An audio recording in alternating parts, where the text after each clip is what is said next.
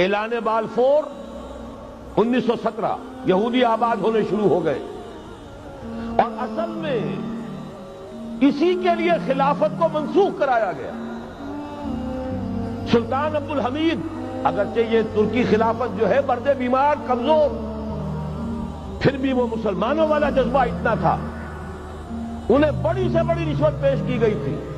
ظاہر بات ہے یہودیوں سے بڑھ کر رشوت دینے والا کون ہو سکتا، جن کے ہاں ایسے بینکر ہوں جو 40 بلین ڈالر کا ایک چیک لکھ سکے۔ پھر یہ کہ ان پر سیاسی دباؤ بہت ڈالا گیا۔ انہوں نے جب تک خلافت عثمانیہ برقرار رہی، یہودیوں کو فلسطین میں آباد ہونے کی اجازت نہیں دی، کہ جو معاہدہ کیا تھا حضرت عمر نے رضی اللہ تعالی عنہ، خلیفہ ثانی نے، خلیفہ راشد نے، ہم اس کے پابند ہیں اور ہم یہاں یہودیوں کو آباد ہونے کی اجازت نہیں دیں۔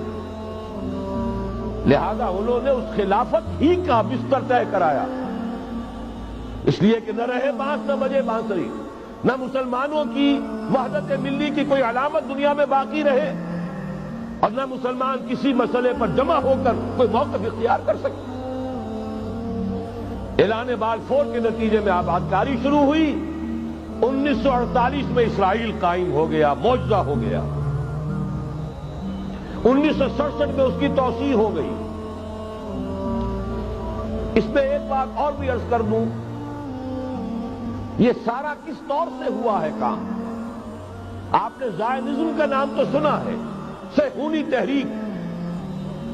خود اس کا جو بابا اعظم تھا، آرڈر آف الومیناٹی، 1776 یکم مئی، یہ نظام قائم کیا وائساپ نے، اور اس نظام کے تحت فری میسنری اور lodges of the great Orient قائم کیے گئے۔ یہ سارا ہتھ کنڈا وہ ابلیسی نظام، اس کی تفصیل ایک کینیڈین آتھر نے لکھی ہے کتاب میں، پاؤنز ان دی گیم۔ یہ سارا دھندا ایک شیطانی چکر ہے، ابلیسی چال ہے، اور اس کے ذریعے سے اسرائیل قائم ہوا اور اس کی توسیع بھی ہوئی 1967 میں۔ اب یہاں تک پہنچنے کے بعد ان کے پیش نظر بقیہ دنیا کی تسخیر اور اسے فتح کرنے کا معاملہ، اور سب سے بڑھ کر اسلام کی بیخکنی اور اس کا راستہ روکنا، یہ ان کے پیش نظر ہے۔ یریدون ان یطفئوا نور اللہ بافواہہم۔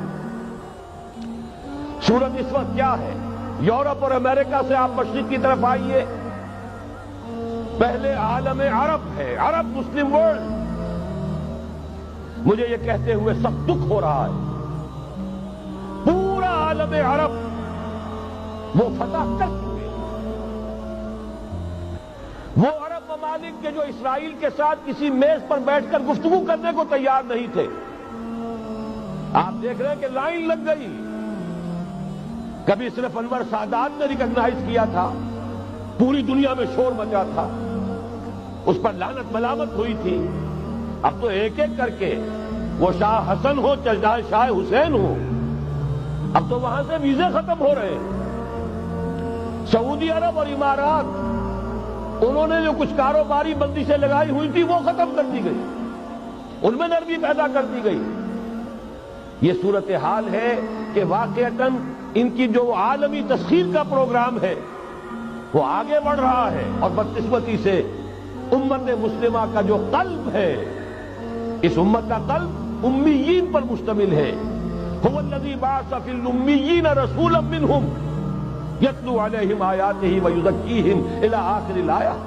حضور بھی امی تھے، انہی میں سے تھے صلی اللہ علیہ وسلم، لیکن آج وہ قلب جو ہے عالم اسلام کا، وہ یہودیوں کے شکنجے میں کسا جا چکا ہے۔ اکثر وہاں کے جو حکمران ہیں، امریکہ کے ایجنٹ ہیں، اسٹوجز۔ یہ حالات جہاں تک عالم عرب کا تعلق ہے، تلخ حقائق ہیں جو بیان کر رہا ہوں، اس لیے کہ آپ کے سامنے رہنا چاہیے۔ یہ جو اقبال نے کہا کہ دنیا کو ہے پھر مار گئے روح و بدن پیش، ابلیس نے پھر اپنے درندوں کو ابھارا، اللہ کو پامر دیے مومن پہ بھروسہ، ابلیس کو یورپ کی مشینوں کا سہارا۔ یہ دوبارہ ایک بہت بڑے پیمانے پر حق و باطل کا گھمسان کا رنگ پڑنے والا ہے۔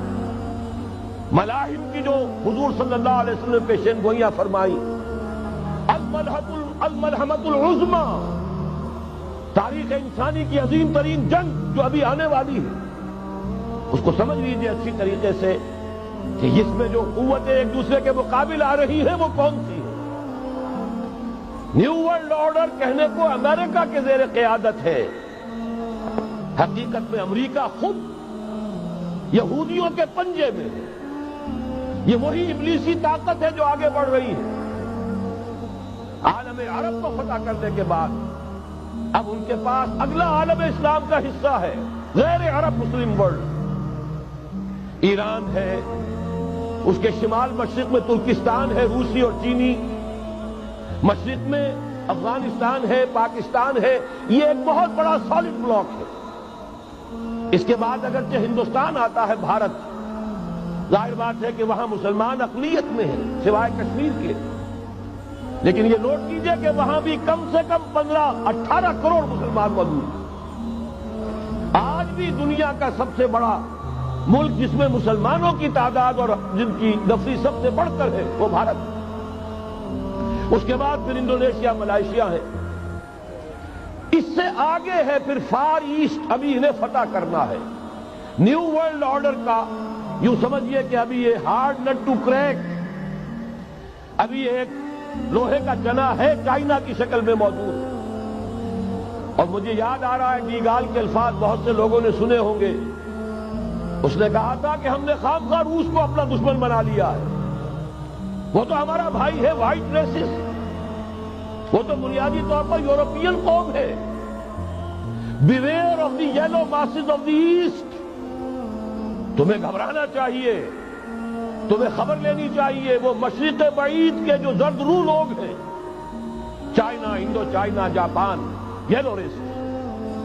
ابھی اس نیو ورلڈ آرڈر کے لیے جو فتح عالم اور تسخیر عالم کا پروگرام ہے، اس میں پہلے غیر عرب مسلمان دنیا اور پھر یہ فار ایسٹ کا خاص طور پر یلو ماسز، یہ ہے کہ جنہیں ابھی انہیں ٹیکل کرنا ہے۔ اور اسی لیے میں کرنا چاہتا ہوں، حقائق ہمارے سامنے رہنا چاہیے۔